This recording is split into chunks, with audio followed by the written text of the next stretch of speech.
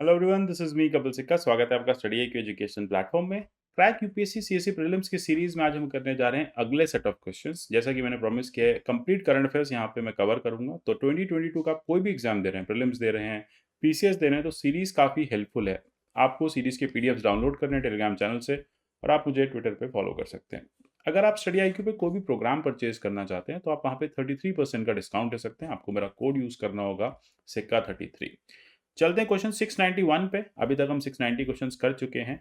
यहाँ पे बैक्टीरिया ऐसा कौन सा है जो बायो रिमीडिएशन में हेल्प करता है। ये चार बैक्टीरिया के आप नाम देख रहे हैं।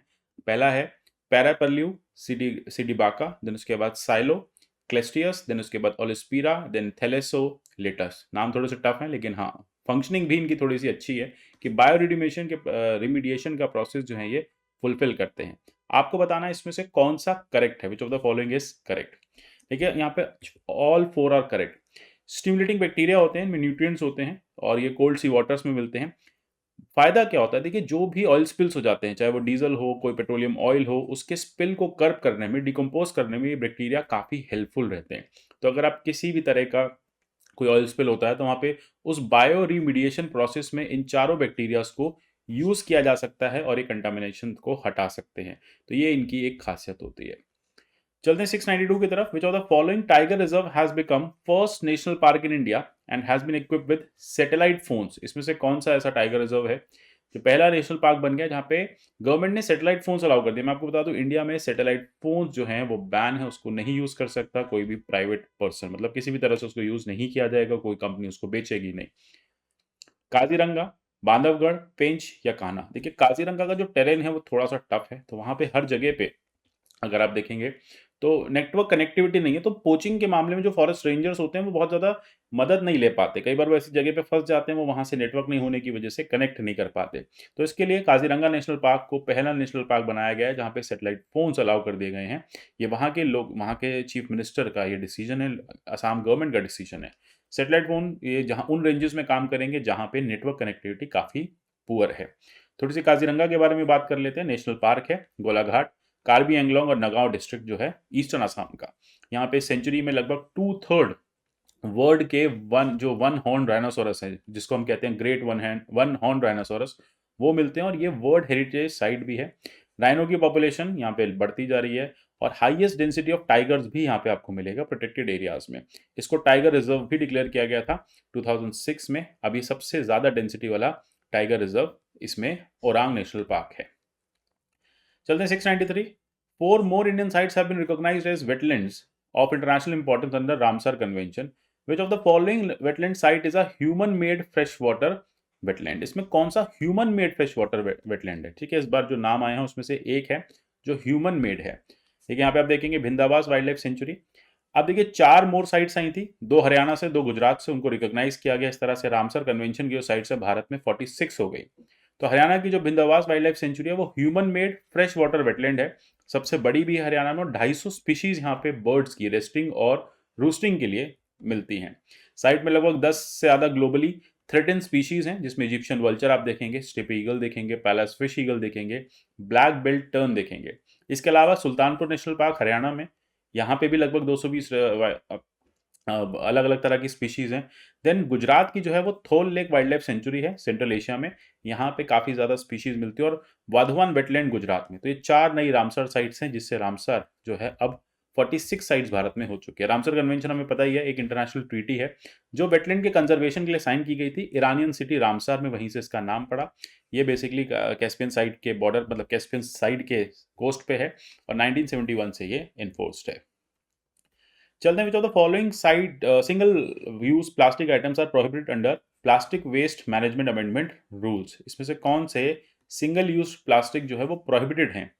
Plastic sticks for balloons, plastic flags, thermocol decoration, earbud with plastic sticks. आप देख रहे हैं ईयरबड्स में अब कुछ चेंजेस आपको दिखे होंगे, यहाँ पे ऑल आर करेक्ट। हुआ क्या, ministry of environment forest and climate change ने प्लास्टिक वेस्ट मैनेजमेंट के लिए एक नोटिफिकेशन दिया, अमेंडमेंट रूल्स लेके आई, और कहा इंपोर्ट, मैन्युफैक्चरिंग, स्टॉकिंग, डिस्ट्रीब्यूशन इन प्रोडक्ट्स का, यानी ऐसे सिंगल यूज प्लास्टिक जिसमें पॉलिस्टीरीन हो या एक्सपैंडेड पॉलिस्टीरीन हो, वो प्रोहिबिटेड रहेगा जुलाई 2022 से। अब कौन कौन से प्रोडक्ट बनते हैं पॉलिस्टीरीन से? ईयरबड बनती है with plastic stick for balloons, plastic flag, candy sticks, ice cream sticks, polystyrene, ये सारी चीज़ें अब आपको वापस से या तो बायोडिग्रेडेबल मटेरियल की दिखेंगी या फिर आपको वुड की दिखेंगी। देन उसके बाद plate, cup, glasses, cutlery, fork, spoon, knifes, ये सारी ऐसी, या फिर इस तरह के रैपिंग पैकिंग फिल्म्स, ठीक है, स्वीट बॉक्सेस के जो चारों तरफ आप देखते हैं फिल्म जो चढ़ती है पतली सी, इनविटेशन कार्ड, सिगरेट पैकेट्स, जहाँ पे भी 100 माइक्रोन से नीचे का मटेरियल यूज किया गया है, अगर पीवीसी बैनर्स हैं तो वो सब अब बैन रहेंगे।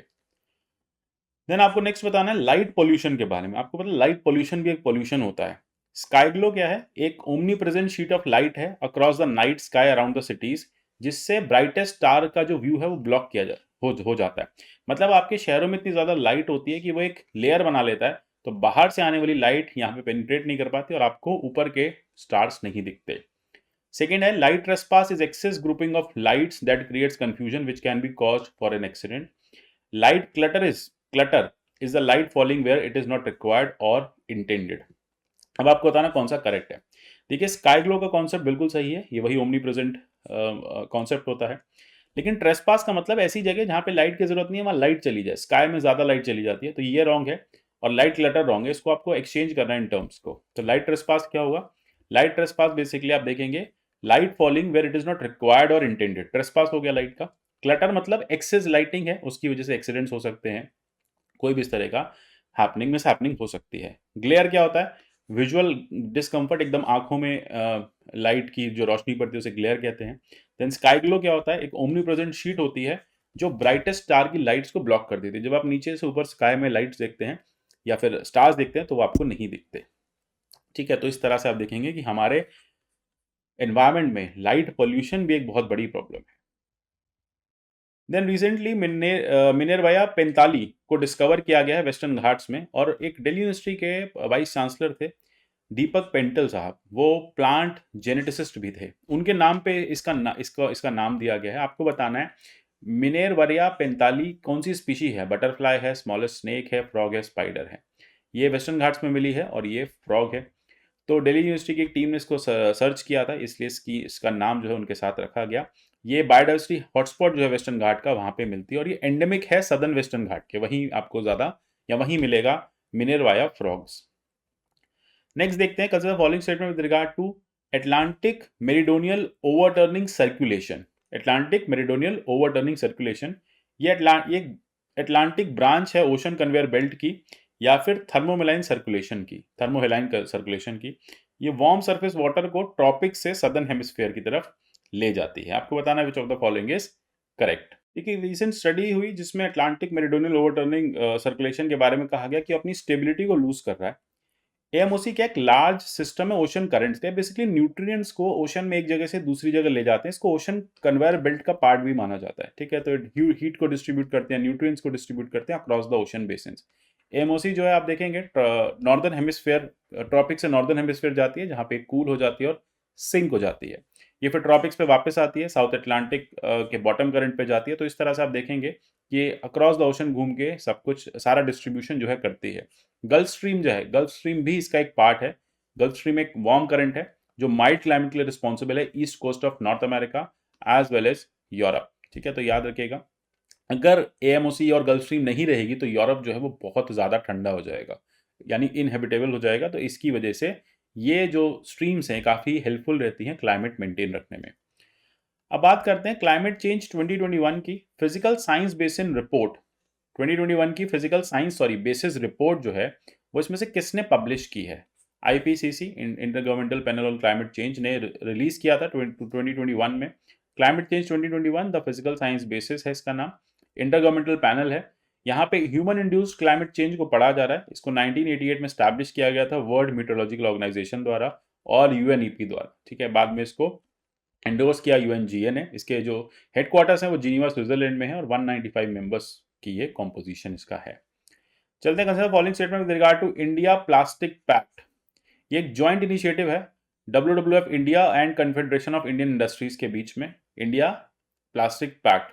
इसके टारगेट ये हैं कि बिजनेस ट्रांजिशन जो है सर्कुलर इकोनॉमी की तरफ ले जाना है 2030 तक, यानी रिसाइकिल, रीयूज, ये सारी चीज़ें लेके आनी है। यह इन्विजन करता है ऐसा वर्ल्ड जहाँ पे प्लास्टिक की जो वैल्यू है या फिर प्लास्टिक जो है वो मिनिमलाइज हो और पॉल्यूशन जो है वो बिल्कुल कम हो। आपको बताना बच्चों द फॉलोइंग इज करेक्ट। देखिए ऐसे स्टेटमेंट में तीनों ही करेक्ट होते हैं। इंडिया प्लास्टिक पैक्ट क्या है? जॉइंट इनिशिएटिव है WWF इंडिया एंड CII के बीच में। आइडिया बस यही है, सर्कुलर इकोनॉमी लेके आनी है प्लास्टिक्स के लिए 2030 तक। इससे प्लास्टिक का जो यूटिलाइजेशन है वो मिनिमलिस्टिक हो, या फिर प्लास्टिक का डिस्पोजल कम से कम हो, और पॉल्यूशन जो है एनवायरनमेंट में नहीं हो। इसके कुछ एम्बिशियस टारगेट्स हैं, जैसे कि रीइमेजिन प्लास्टिक पैकेजिंग करना है, एक list of unnecessary problematic plastics को हटाना है, 100% प्लास्टिक पैकेजिंग को रीयूजेबल रिसाइक्लेबल बनाना है, 50% प्लास्टिक पैकेजिंग को इफेक्टिवली रिसाइकिल बनाना है, और 25% एवरेज जो है वो प्लास्टिक कंटेंट होना चाहिए पैकेजिंग में। ये बेसिकली यहाँ पे हमें अचीव करना है। Recently there was a outbreak of red tide caused by algae Karenia brevis. आपको बताना है statement with regard to red tide. Red tide क्या है? हार्मफुल एल्गी का ब्लूम है, मतलब एल्गी की पॉपुलेशन में काफी मल्टीफोल्ड बढ़ोतरी होना। तो एल्गे करीने ब्रीविस की बात करें तो these are harmful algal blooms caused by microscopic algae that produce toxins that kill fish. Some algal blooms are major source of energy that fuel the ocean food web. आपको बताना है which of the following is correct, इसमें से कौन सा correct है? देखिए technically दोनों ही करेक्ट हैं। एल्गल ब्लूम्स जो होते हैं वो ज़्यादातर एक्चुअली हार्मफुल हो जाते हैं, क्योंकि इतनी ज़्यादा कॉलोनी बन जाती है एल्गे की कि वो बाकी जो सी है या फ्रेश वाटर है आसपास का, उनके न्यूट्रिएंट्स को, सनलाइट को ब्लॉक करते हैं। साथ ही साथ एक टॉक्सिक मटेरियल भी प्रोड्यूस करते हैं जो कि हार्मफुल होता है लोगों के लिए, फिशेस के लिए, मरीन मैमल्स के लिए, बर्ड्स के लिए। ह्यूमन इलनेस हो जाती है और ये बहुत ही ज़्यादा फेटल हो सकती है। इनफैक्ट कई बार देखा है कि ये जो ब्लूम्स हैं इनको रेड टाइड कहा जाता है, क्योंकि ये हार्मफुल एल्गल ब्लूम की जगह पे इस टर्म को यहाँ पे यूज़ किया गया है। इनफैक्ट ये काफ़ी बार देखा गया फ्लोरिडा के गल्फ कोस्ट में। तो ये इसका करेक्ट आंसर है। आशा करता हूँ क्वेश्चंस क्लियर हो गए होंगे। करंट अफेयर्स काफ़ी ज़्यादा है इसमें, तो आपको क्वेश्चंस को रिवाइज करना है। साथ ही साथ कोई भी प्रोग्राम आप परचेज कर रहे हैं, सिक्का 33 कोड यूज़ करना है। मिलते हैं अगले सेशन में, तब तक के लिए good bye, take care and God bless you all.